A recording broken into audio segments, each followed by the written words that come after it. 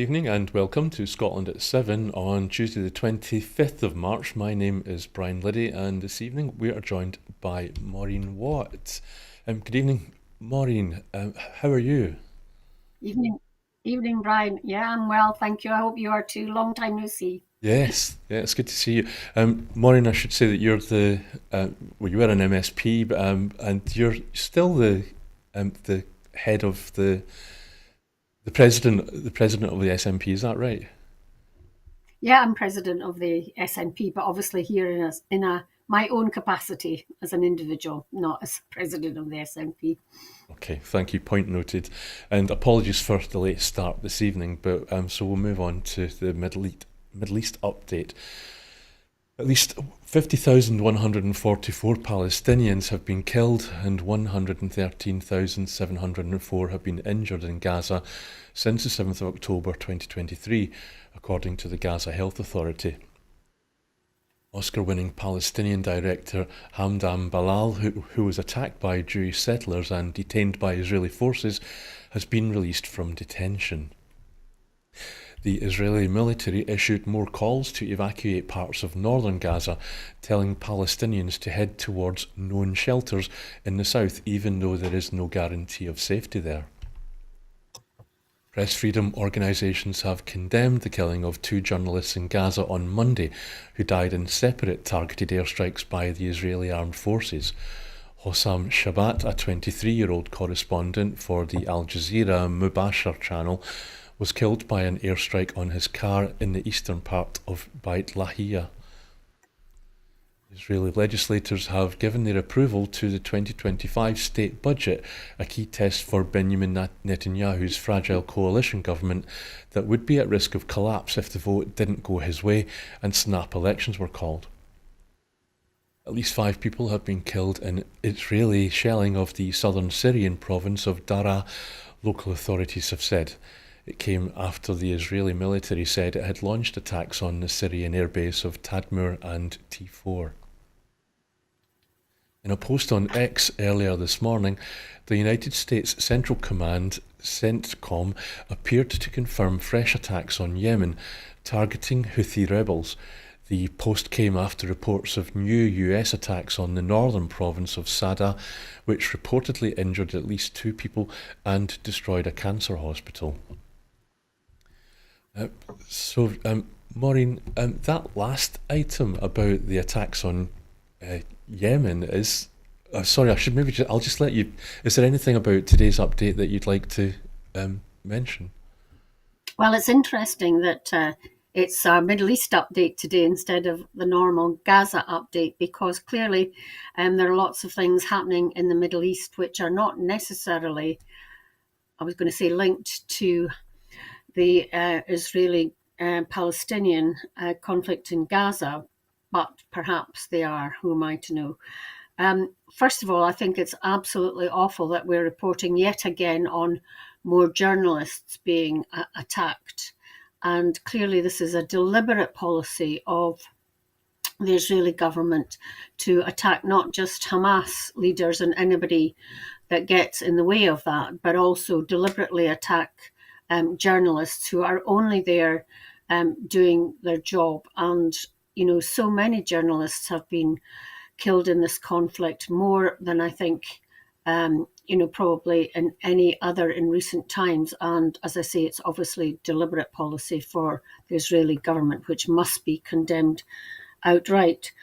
Why Israel is attacking the Daraa province of Syria, I don't know. I haven't read anything about that. But, you know, they're attacking in Lebanon. They're attacking, obviously, the Hezbollah on the West Bank. What is it? I mean, I understand, and I completely I'm of the view that they just want to completely obliterate Gaza and deliberately making people move from north to south and south to north, depending on where they want to bomb and clear out basically the people of Gaza too. But that's not working. The Gazans want to stay in Gaza. In terms of the Yemeni attacks by the US, this is the second lot, if not the third lot of attacks on Yemen on the pretext, that's not probably the right word, that they want to keep open the Suez Canal routes. Now, what presence or what influence they have or what need they have for the Suez Canal to be part of their brief, I don't know.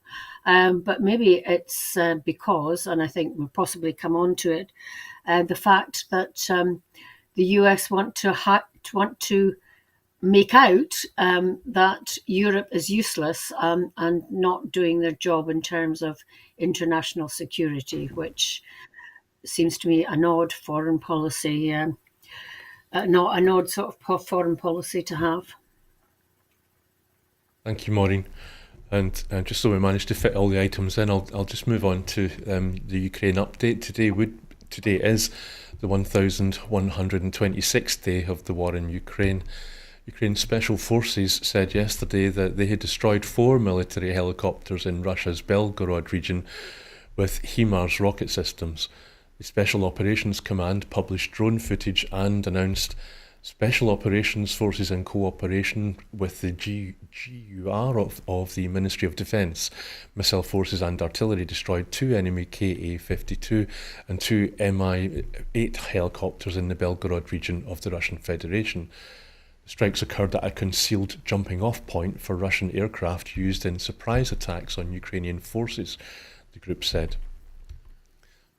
A Russian missile attack hit a densely populated district, including schools in Ukraine yesterday, wounding 88 people, including 17 children, said officials in the city of Sumy. Many more children escaped injury as they had been evacuated to air raid shelters, said the regional governor, Volodymyr Artyuk. Ukraine's foreign minister, Andriy Sybiha, said, instead of making hollow statements about peace, Russia must stop bombing our cities and end its war on civilians. A massive targeted cyber attack hit Ukrainian state railway operator, I'm going to get this wrong, but Ukrazhnizhia on Sunday. I'm sorry, that's the best I can probably do. Apologies. The company said, adding that it was working to restore its systems on Monday. The company said the attack did not affect train movements or schedules, but disrupted its online booking system. After reports surfaced that China might send peacekeepers to enforce any peace deal, Chinese Foreign Ministry spokesperson Zhou Jiakun said on Monday, "Let me stress that the report is completely false. China's position on the Ukraine crisis is clear and consistent. China has provided Russia with trade earnings from oil and other natural resources, along with diplomatic backing, but said it has not given any weapons or sent any personnel. China is, however, on close terms with North Korea, which has sent troops to fight alongside the Russian army." A Ukrainian artillery strike on Monday killed 6 people in eastern Ukraine's Luhansk region, the region's Russia-installed governor said. According to Russian reports, 2 of the dead worked for the Russian military-owned propaganda TV station Zvezda, which is internationally sanctioned, while another worked for state-aligned and internationally sanctioned Izvestia newspaper, part of a media group chaired by a rumoured mistress of Vladimir Putin, who is also sanctioned. And I'm going to move on to the next item, which is related, and then we'll come back to talk about the situation in Ukraine in total.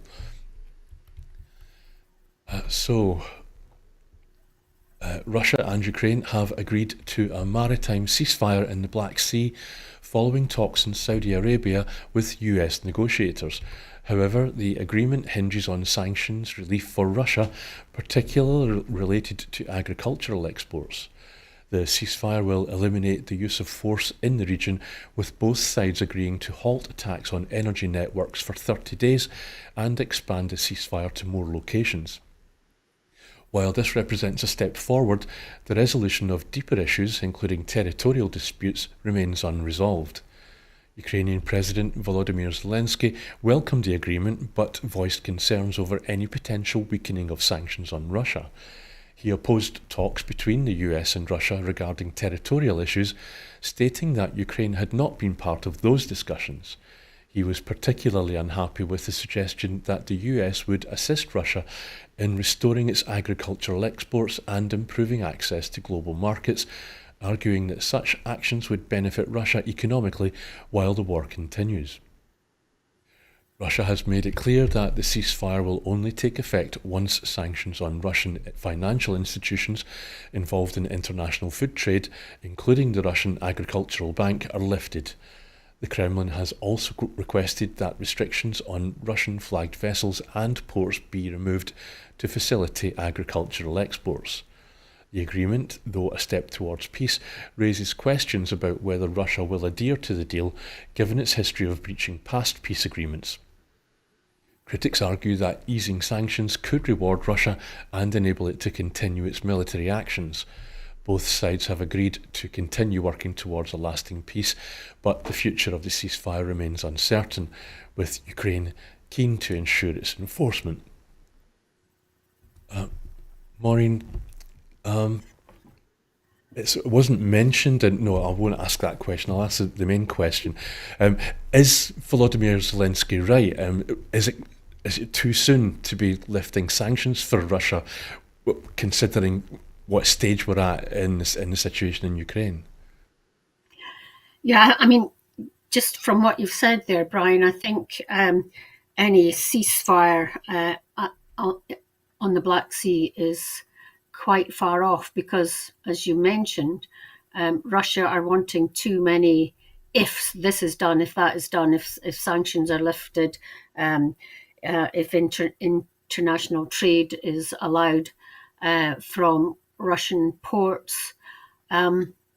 So I don't think that the international community and Ukraine will be willing to see sanctions lifted yet. And we're in this situation because Donald Trump has given away far too many, or indicated that he's willing to give away far too many things right at the beginning of the negotiations. And now Russia are managing to pull all the strings. So I think a ceasefire, even a temporary one and a small one in the Black Sea, is still pretty far off from what we're seeing today. If there was a temporary ceasefire, so that people got some respite, especially the Ukrainians, then there was a lull in the terrible number of deaths on both sides that there are. I think perhaps we could move forward towards a more lasting peace, but I don't think Russia are serious. Just as I've said that Israel want to obliterate Gaza from the map, we know that Vladimir Putin doesn't think Ukraine should exist as an independent nation, and that Ukraine should be wiped from the map and become part of Russia. So I think we're a long way off from any real peace in Ukraine. End of. Okay, thank you, Maureen. The other question that was popping into my head was, it wasn't mentioned in our item, but apparently when the statement was published by the White House, there were two statements published. There was one which related to the Black Sea ceasefire for Russia, and a second, almost identical statement was published for Ukraine. They both had 5 points. 4 of them were exactly the same, were identical, but the Russian one had something that the Ukraine one didn't have, which was about sanctions being lifted for fertilizer and grain, I think. Why would you release 2 different statements about a single deal between 2 sides? Does it show that? Is it incompetence or what? I mean, and what? I mean, I worry that the US comes out with things that have not been discussed with Ukraine. It thinks, my reading of the situation is that the US think they can speak for Ukraine and for Zelensky, and clearly they can't.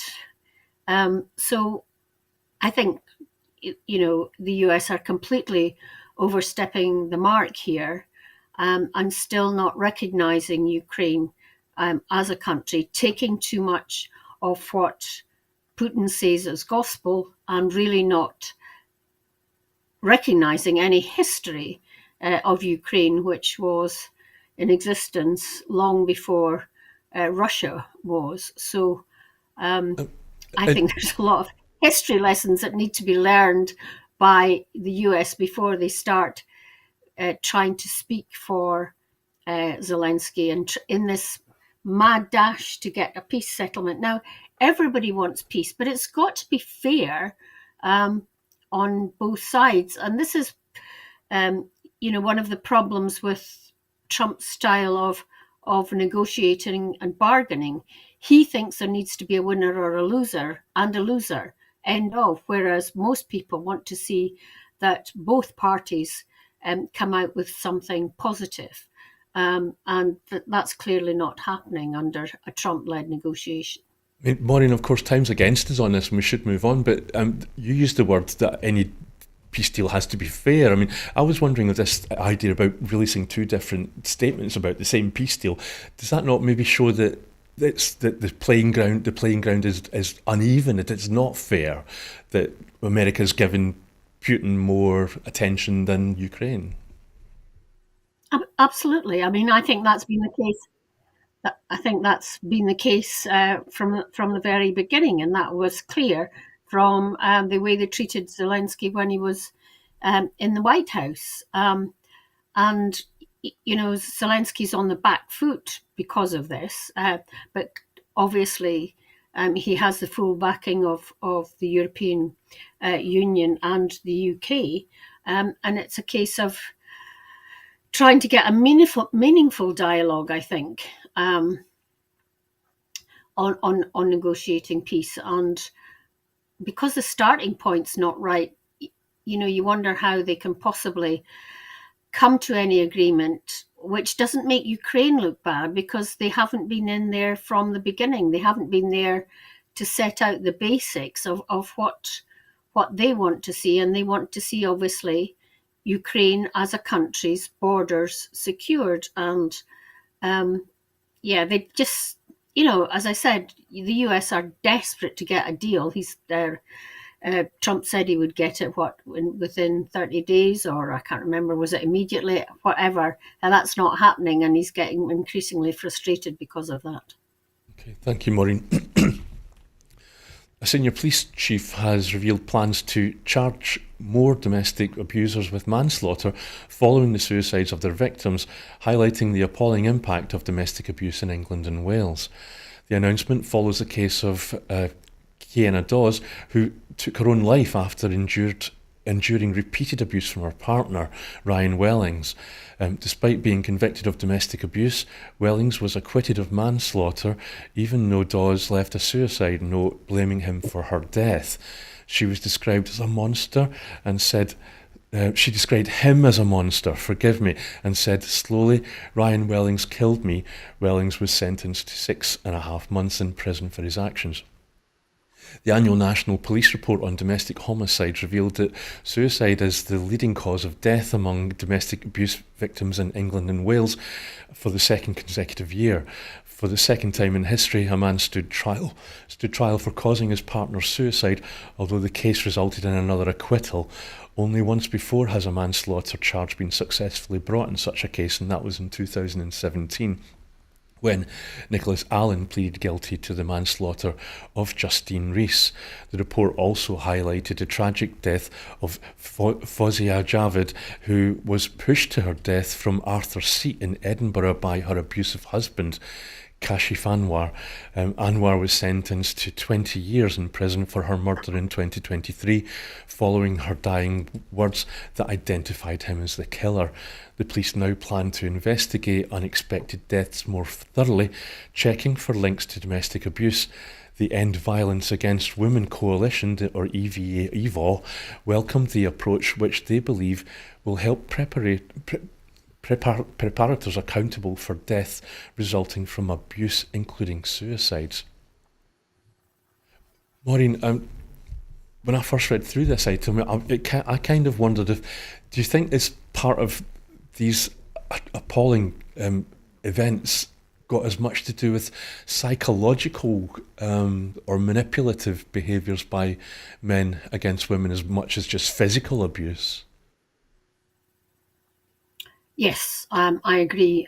There's only so much that you can take. But I mean, I woke up to this story this morning and it's been haunting me all day. I just can't believe that more women are taking their own lives as a result of domestic abuse than domestic abuse deaths itself. That is absolutely frightening. And yes, it will be, I think, mental as well as physical abuse. You know, the just daily grind of being psychologically abused.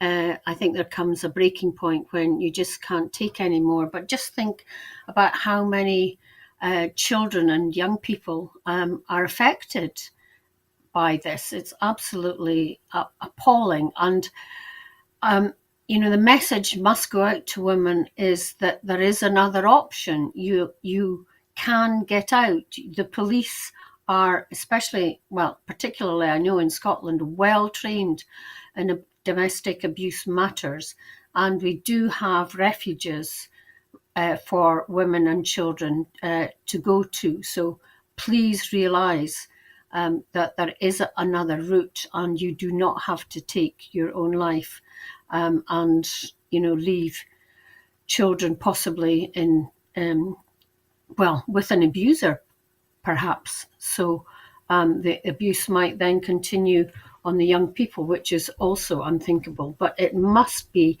so bad that women in particular, in the main, it's women, are taking their own life. Thank you, Maureen. And so we can maybe hit the end of the hour and do everything justice, I'll move on to the next item. The SNP has warned the Labour Party not to impose further austerity cuts in tomorrow's emergency budget, fearing these measures will push more families into poverty and hardship across the UK. Ahead of the budget, the SNP has called on the UK government to reverse cuts to disabled people's benefits and the winter fuel allowance. It also urged for the UK government to adopt the Scottish Government's actions on child poverty, including matching the Scottish Child Payment by raising the child element of universal credit by £27.15 per child per week, abolishing the two-child benefit cap and scrapping the bedroom tax. The Resolution Foundation has warned that without intervention, UK child poverty could rise to 4.6 million by 2029. That would be the highest level on record. This would mean an increase in child poverty from 31% to 33%, dragging an additional 300,000 children into poverty. Furthermore, cuts to disability benefits will likely affect between 800,000 and 1.2 million disabled people, reducing support by up to £6,300 a year by 2029 or 2030, worsening financial hardship for many. The End Child Poverty Coalition has also raised concerns, stating the cuts will deepen existing child poverty, calling into question the government's commitment to reducing it. The SNP has highlighted these warnings as a call for action, urging the UK government to prioritise alleviating poverty over further cuts. The SNP's Work and Pension spokesperson, Kirsty Blackman, condemned the expected cuts, stressing that they would worsen the financial struggles of vulnerable families.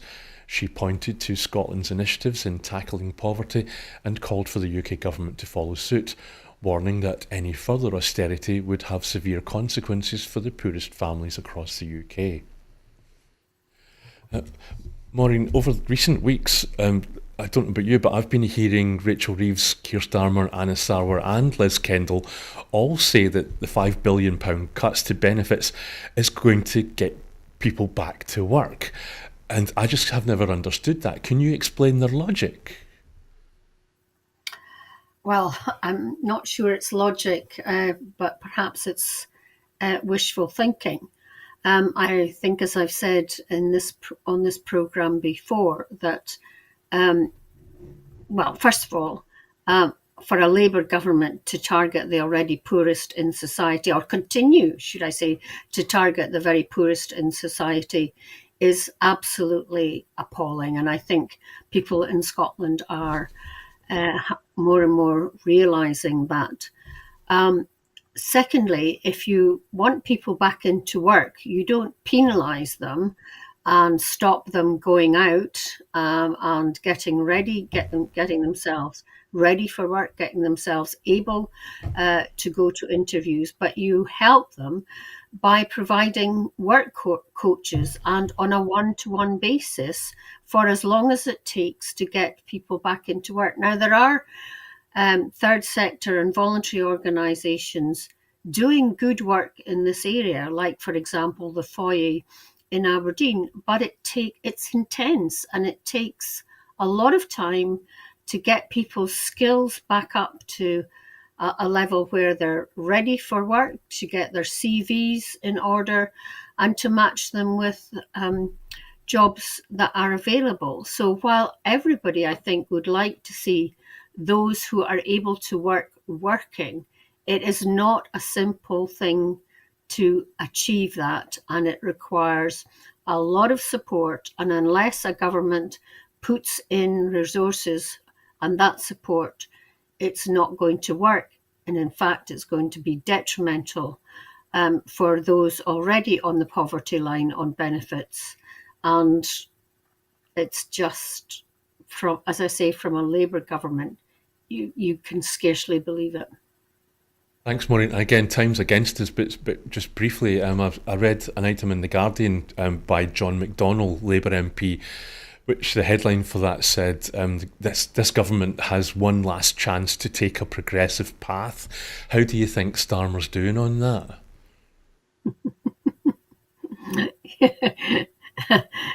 0 out of 10. Big fail. Okay, I'll take that. Thank you. So the SNP has urged Labour leader Keir Starmer to reconsider the UK's position on Brexit, calling for rejoining the EU single market instead of imposing further austerity cuts on families and public services. An independent analysis by the House of Commons Library, commissioned by the SNP, found that Brexit is costing UK businesses £37 billion annually, with trade now 5% lower than before the UK left the EU. A Labour Party-backed think tank, Best for Britain, also warned that the party's current Brexit stance is contributing to the UK's economic struggles. The think tank argued that a closer trade deal with the EU, rather than austerity measures, would deliver better economic growth. Recent polling from YouGov showed that 46% of people believe a closer trade deal with the EU would benefit the economy, while only 28% supported austerity cuts as a solution. In addition, YouGov polling published earlier this year revealed that 75% of Scots and 62% of the UK population believe it was a mistake for the UK to leave the EU. The SNP has pointed to this widespread opposition as evidence that Labour's policies are out of touch with public sentiment. The SNP's Europe and Trade spokesperson, Stephen Gethens, criticised the Labour Party for ignoring the negative economic impact of Brexit. He argued that Brexit has hindered trade, slowed economic growth, and contributed to the rising cost of living. The SNP contends that rejoining the EU single market could help to address these issues and restore economic stability, especially in Scotland, which voted to remain in the EU. The SNP emphasised that Labour's failure to consider rejoining the EU single market will continue to damage the UK economy and leave families worse off. The party asserts that Scotland needs a strong SNP government to stand up for the country's interests and provide a pathway to independence within the EU. Maureen, I know there was a debate in Westminster earlier this week or late last week about this, and there were MPs from all across the chamber, apparently, including Labour, that agreed with this and said that we need to get back into some kind of formal relationship with the EU to counter Brexit. But the minister just stood up and said, no, and we're not going to join EFTA or the you don't have to go back into the EU, but all the things that you could do and still remain out. And I'm sure that I've heard Anis Sarwar say on many occasions over the year that he supports, or he used to support, going back into the EU or EFTA. But now Keir Starmer said that that's not going to happen. Your thoughts, please. Well, I think EFTA's a distraction and not really something that's feasible. And I think that Stammer is saying one thing publicly, but quietly trying desperately to get closer trade links with the EU. And it's even more important now, one, because of the tariffs that Trump is putting on all sorts of countries and all sorts of goods and completely disrupting international trade, but also because it's more important that Europe, and I don't mean just the EU, I mean the whole of Europe, whether you're in the EU or not, stands together to pick up the slack in defence, which the USA is exiting. So I think perhaps the two go more hand in hand than you would think. I mean, defence now, there are so many bits of tanks and various other things that come from different countries, just like in any other manufacturing process. I mean, we've seen that in cars and other things, that cross-border trade is really important.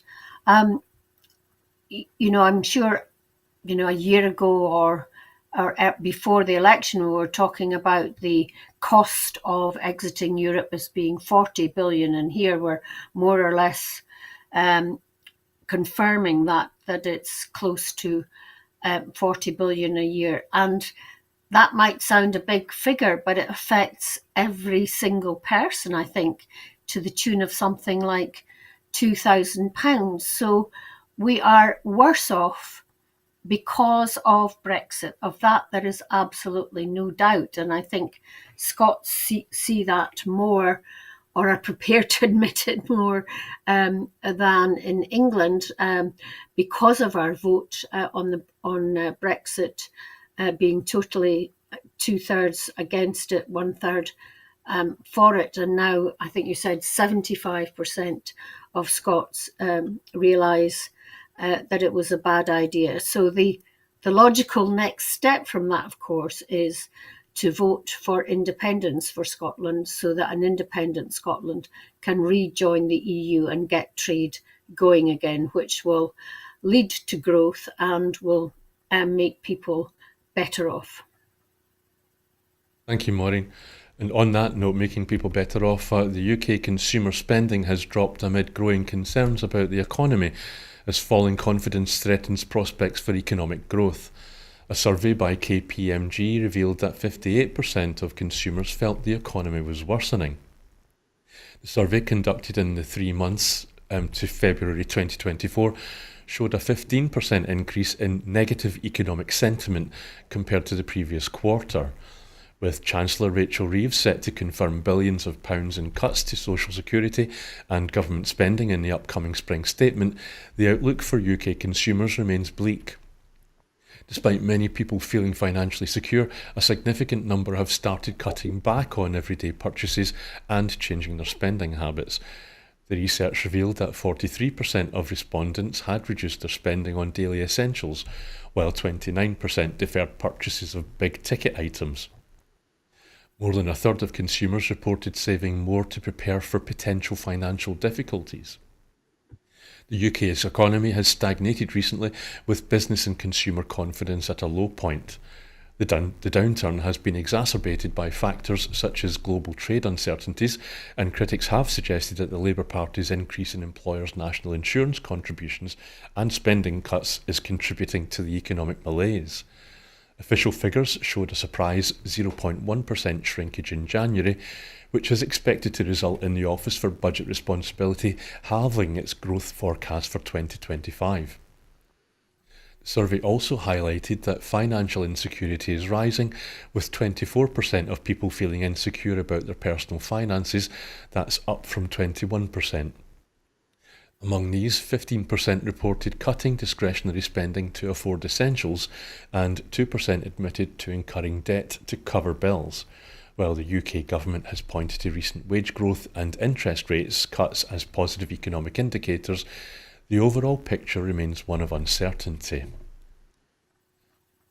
So, Maureen, I've asked this question, I think, to many people on this programme. So tomorrow's going to be the spring statement by the spring budget by spring statement by Rachel Reeves. Kemi Badenoch described it as an emergency budget last week at PMQs, but we seem pretty sure that thing about the Labour Party is not very progressive. Why won't they tax billionaires and companies like Amazon instead of reducing taxes on ordinary people and increasing benefits? As you said earlier, or you alluded to in an earlier answer, if you give working class people cash, they spend it. They don't invest it in paintings by Rembrandt or hide it in a hedge fund, and then that helps the economy, doesn't it? It's common sense, no? Yes, you would think so. I don't know whether it's the influence of civil servants or what it is that a Labour government isn't strong enough to do the right thing. And, you know, I thought that they were going to tax some of the social media companies and organisations like Amazon. But now I read somewhere or heard it that they're scared now of upsetting Trump further because these companies are US based. I mean, this is no way to run a country. And, you know, I heard somewhere that we're in this mess compared to other countries because there is no long-term economic strategy. It's short-term opportunism rather than having a direction of exactly where you want to go.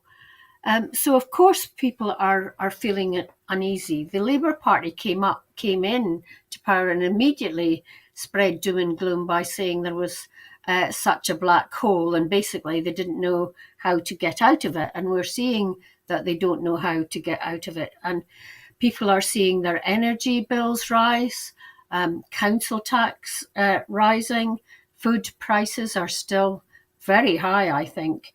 And so people do want to, where they possibly can, I always say at least puts enough money by so that you can replace the washing machine, especially if you've got washing on every day, if you've got young families. So, yeah, people are not feeling confident. And I can't see how Britain is just going to get out of this kind of downward spiral.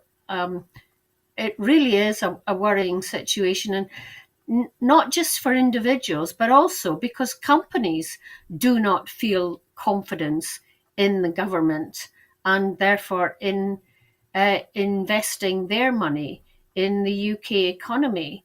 So it really, as I say, does seem to be a downward spiral that I'm not sure anybody knows how to get out of. Thank you, Maureen. Donald Trump defended his national security advisor, Michael Waltz, following reports that highly classified military plans for airstrikes in Yemen were leaked through a group chat on the Signal app. The incident has sparked calls for an investigation into how US officials shared sensitive military details. The leak involved Waltz as well as other senior figures, including Defence Secretary Peter Hegseth, Secretary of State Marco Rubio, and Director of National Intelligence Tulsi Gabbard. They were part of a Signal chat in which detailed plans for an attack on the Houthi group in Yemen were shared. According to reports, excuse me, According to reports, Waltz added Jeffrey Goldberg, editor-in-chief of The Atlantic, to the chat on the 11th of March, although Mr. Goldberg was sceptical that it was the real Michael Waltz. Goldberg said that he thought that these texts might be part of a disinformation campaign until the strikes in Yemen were carried out, just as discussed in the chat. Trump dismissed the breach as the only glitch in 2 months, downplaying the incident and claiming it had no impact on the military operation. While Trump and other Republicans, including House Speaker Mike Johnson, rallied around Waltz, some members of his party, such as Congressman Don Bacon, called the leak a serious security failure. Bacon condemned the use of an unclassified messaging app for sharing classified information, suggesting that it put national security at risk.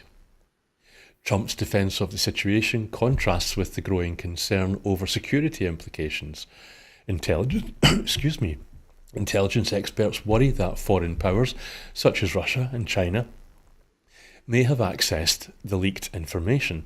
The controversy deepened as Hegseth, who participated in the chat, denied any wrongdoing, while Goldberg criticised the handling of classified information. As the investigation into the leak progresses, questions remain about the safety of sharing sensitive military information on unsecure platforms, with both Democratic and Republican figures calling for greater accountability. Maureen, apparently Donald Trump, and if the President of the United States can say this, then I'm going to say it, has described the journalist that leaked this information as a dipshit. And I'm just wondering, forgive me, but I'm wondering, has this journalist given Trump and his cronies, again, forgive me, but has he given them has this journalist given them a license to kick journalists just for doing their job? They're just going to go to town on this, aren't they? Well, I suppose you would expect that riposte from Trump. I mean, he thinks he can do no wrong, and he will dismiss anything like this that is possibly going to, decry him. He will just rubbish the person rather than the subject. He's a past master in this.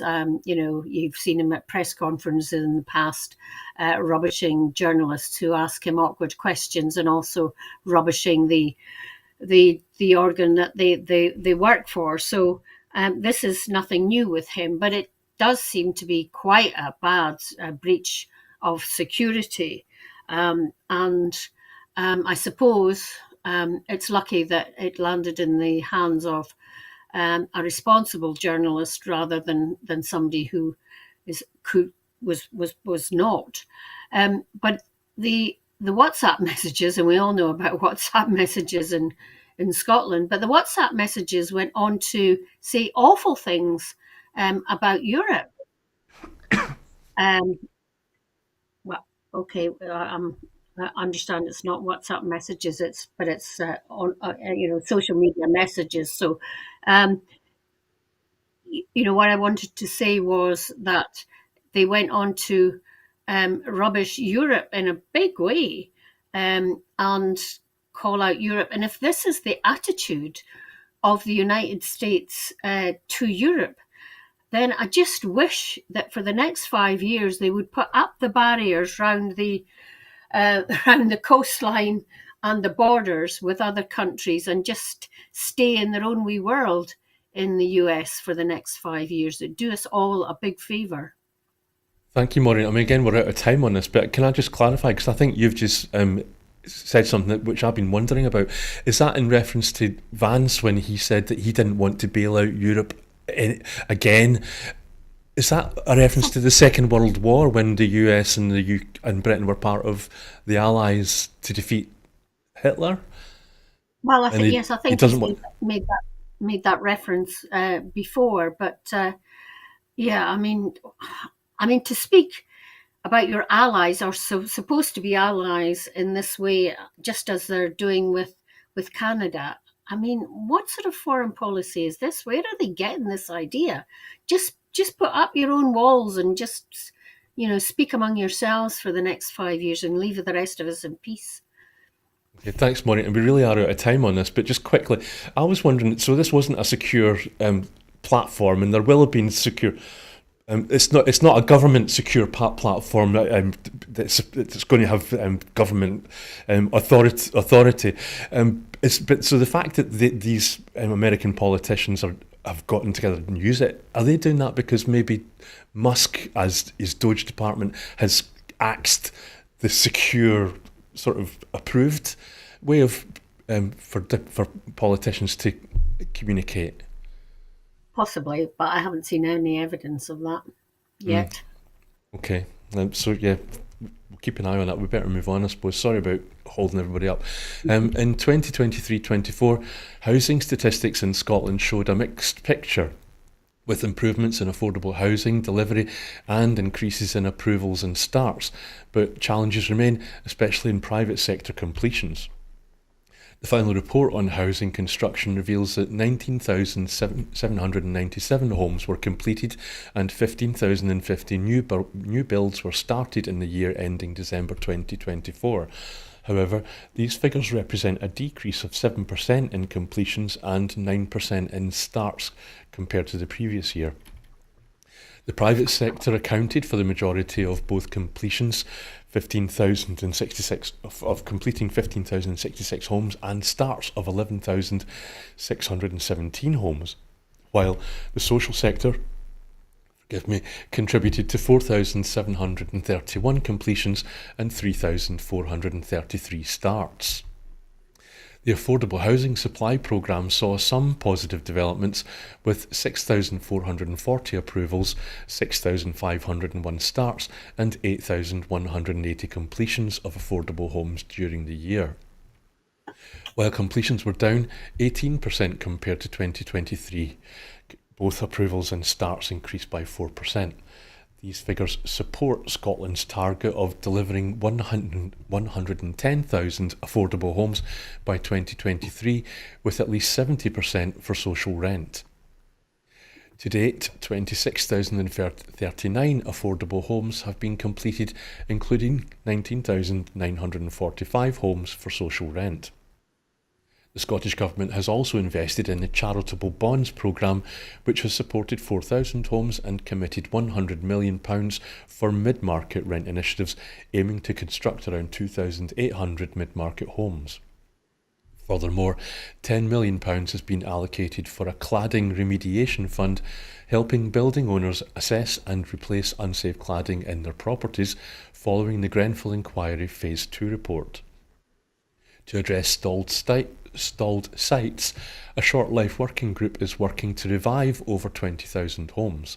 Housing Minister Paul McLennan highlighted these initiatives as key steps to boost housing delivery, improve safety and address ongoing issues such as empty homes and unsafe cladding. The Scottish Government says that these measures are part of their broader strategy to meet housing demand and improve living conditions across Scotland. Maureen, I heard the First Minister give similar figures at FMQs the other day in answer to a question, and he made the comparison to what that there may not be as many houses being built as people would like to erase the housing crisis in Scotland, but Scotland is building more homes compared to Labour-run Wales and now Labour-run Westminster government. But do you think maybe is the Scottish Government maybe being a wee bit too complacent? I don't know. What was your experience when you were in Holyrood? I think the Scottish Government tries to max out its housing budget while taking into account everything else that it has to deal with and pay for. And I think overall the Scottish Government over the years since 2007 has a good record in building affordable housing, but it's never enough to meet demand, because demand increases all the time, whether it's because we need housing for people coming to this country or because of family breakups or people not being able to get on the housing ladder in terms of buying their homes. And I think, the fall in the private sector is probably due to the fact that companies find it really difficult to know how much the cost of materials is going to be since COVID and the upset of trusts to the economy. So there are various factors working against the delivery. I listened to particularly to the announcement on a cladding fund. Now, I thought that most houses with cladding had been identified and some remedial action was in the process of being taken. But from what you said, am I understanding that this is private housing that's now going to get surveyed, which may throw up some really statistics that we don't want to hear. But I remember reading somewhere that there are as many homes in Scotland as there are people wanting them. It's just that they're either second homes or they're lying empty, and the voids is a real problem for local authorities. I can't understand why they can't get void homes back into a habitable position, and it takes them so long. I don't get it at all. And of course, councils are also being encouraged to buy back council housing if it's suitable. So there are lots of initiatives going on. It's just keeping up with the ever-increasing demand is a real problem. Thank you, Maureen. The Scottish Government is urging the UK Government to introduce a targeted energy bill discount to reduce high energy fuel poverty rates. This follows the release of the Social Tariff Working Group's final report. The report published today recommends a targeted approach to energy bill support, focusing on households most in need. It suggests automatic eligibility based on household income, medical need and rurality, rather than relying solely on benefit receipt. The working group, which included energy suppliers, consumer and fuel poverty groups and organisations for disabled people, concluded that such measures would provide significant relief. The Scottish Government has already taken steps within its devolved powers to address fuel poverty, such as reinstating the winter fuel payment for pensioners and increasing funding for Warmer Homes Scotland. However, the Scottish Government recognises that these efforts alone are insufficient to tackle the issue, with high energy prices remaining the primary driver of fuel poverty in Scotland. While some assistance has been provided through the Scottish Welfare Fund, these measures are limited in scope and do not address the root causes of rising energy costs. Acting Climate Action Minister Alistair Allen has stressed the need for the UK Government to implement a unit rate discount with the level of support tailored to household needs. The working group's report highlights the necessity of a longer-term solution, pointing out that one-off flat rate rebates are inadequate for addressing the ongoing challenges faced by households. The call for action highlight that energy policy remains a reserved matter for the UK Government, and the Scottish Government has limited authority to directly intervene in energy pricing. The proposed discount scheme is seen as crucial for alleviating financial pressures on low-income households. Maureen, earlier on we talked about whether the current Labour government was going to succeed in being a progressive government when it comes to things like this. Do you think Keir Starmer is going to take up, is he going to accept the SNP's advice on this? Well, I think he ought to. Clearly he's got a lot on his plate, and if some good ideas can come from other sources, then I think he should be big enough to take them on board. Clearly the idea of social tariffs is, I think, gaining momentum, and the fact that it's being discussed by, all the groups involved is really worth it being given some consideration. Clearly, energy is not a devolved matter, But the fact that we in Scotland live in a very energy-rich country, but yet so many of our citizens is fuel poor, is something that should be taxing the minds of both governments. And as I say, if it's a good idea that originates in Scotland and can be taken forward with the goodwill of energy companies who, remember, make huge profits, then I think it is something that Keir Starmer should be big enough to embrace. Thank you, Maureen. A new report from the Fraser of Allender Institute and the Scottish Commission for People with Learning Disabilities reveals that people with learning disabilities in Scotland are facing significant financial struggles.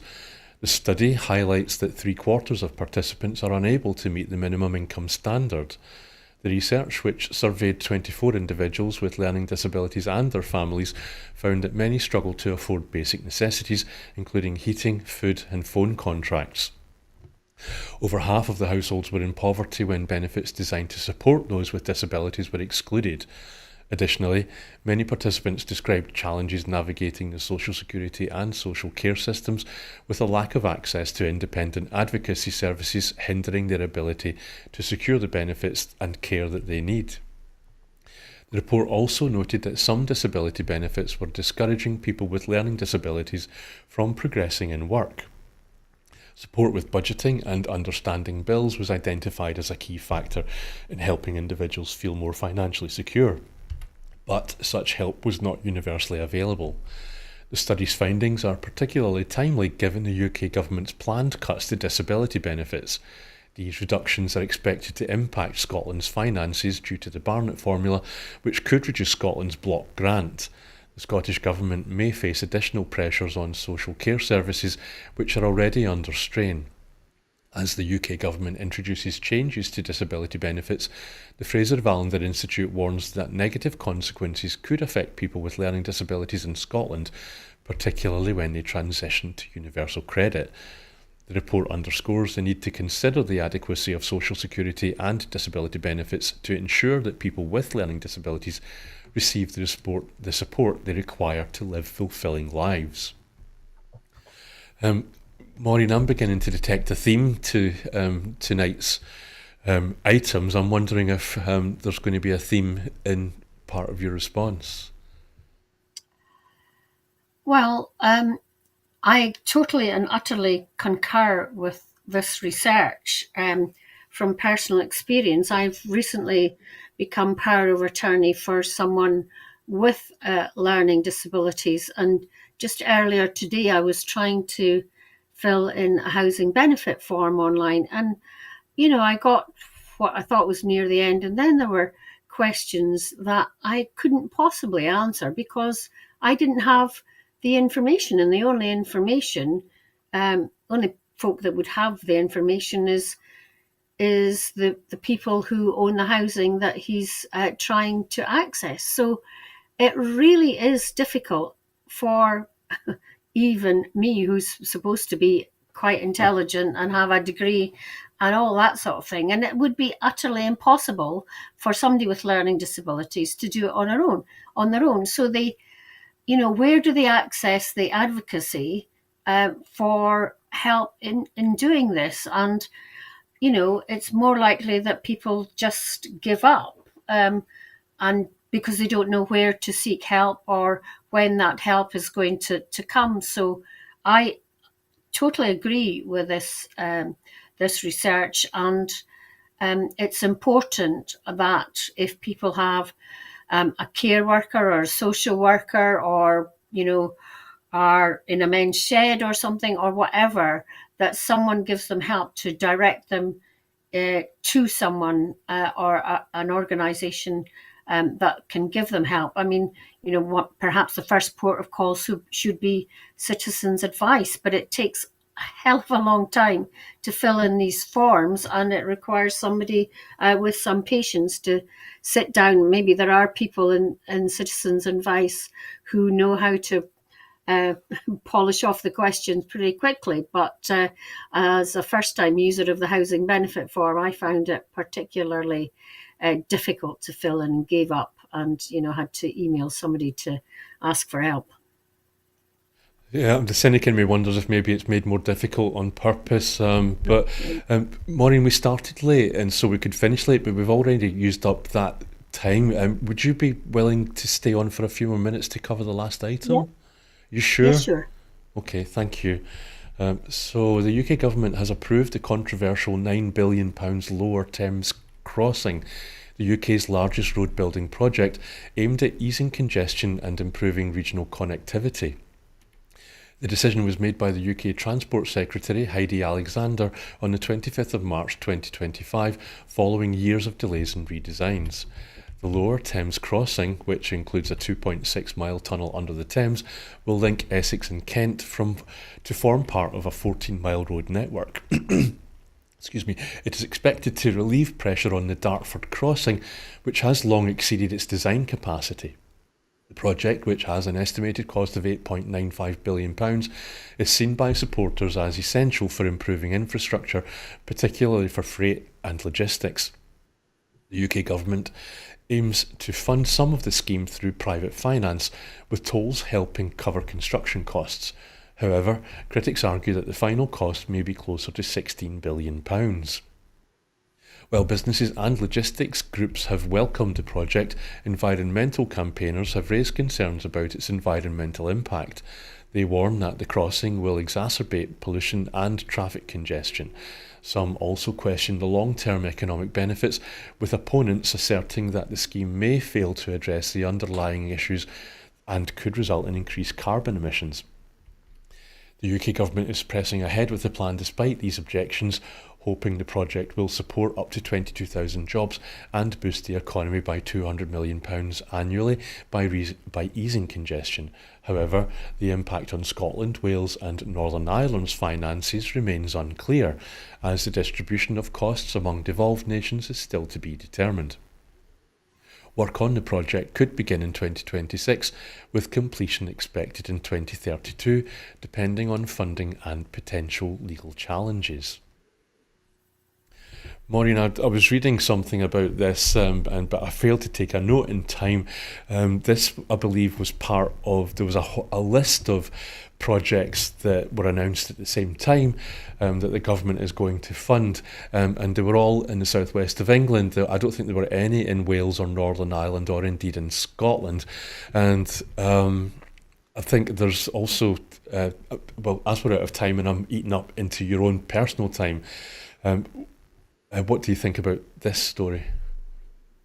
Yes, at the south. Well, they were all in the southeast of England. I bet you they weren't in the south west of England. Sorry, I mean, if I clearly, said southwest, sorry. yeah, clearly in and around London is terribly congested, and the Dartford Tunnel is, as I say, is probably long past its life, and something else needs to happen. But yet again, it seems that there's no austerity when it comes to funding projects for the southeast of England, and it will have little benefit for people north of the Watford Gap, probably. So I can see the need for it, but why is it a tunnel and not a bridge? I mean, I remember when we were discussing the Queensferry crossing, whether it should be a tunnel and a bridge, and there was less environmental impact of a bridge than a tunnel, because you had to put the spoils that you were digging out somewhere. Yeah, I think there's a lot of, I can understand why environmental groups and others are talking about, and perhaps we are, too worried about tunnels. I mean, I think there are loads of tunnels, are there not, between Denmark and the rest of Scandinavia being built. So, yes, it will alleviate pressure further up the Thames. So, no doubt it will get the go-ahead, but again, does it mean at the expense of the rest of the UK, and particularly Scotland, Wales and Northern Ireland? Yeah, thank you, Maureen. I mean, I really want to let you get back to your evening and the viewers at home as well, and indeed including the team here in the studio. But it reminded me of that programme from quite some time ago called Scotching the Myth, that established the fact that in Scotland it's called subsidy, but in the southeast of England it's called investment. Yeah, I remember that now that you mention it. Mm, Yep, it's yep. interesting. And we're supposed to be the subsidy junkies. Yes, I right. Yeah, exactly. But anyway, so thank you for your patience with me and thank you for giving us that bit of extra time. But that's it for this evening, Scotland at 7. Thank you to our guest, Maureen Watt. But before I go, I just want to remind you that here at Broadcasting Scotland, we depend on the generosity of our supporters. To everyone who has donated and to everyone who has signed up to make a regular monthly payment, we thank you very much. We were £16,000 short of our funding requirements in 2024, and that has left us short of the money we need to pay our bills. We face costs of about £4,000 a month, and we get generously received donations of around £2,500 a month. We have raised about £7,500 this year so far, but we still urgently need to raise at least £4,000 by the end of this month to pay our most urgent bills. Our programmes will, always be free to view. However, if you can afford £5 a month, please do consider becoming a Broadcasting Scotland supporter, or please simply donate whatever you can afford. But thank you again to Maureen Watt for your patience with me. Thank you, Maureen. A pleasure, Brian. Thank you for having me. And for the extra time as well. I hugely appreciate it. And thank you for you at home. So goodbye and thank you for watching.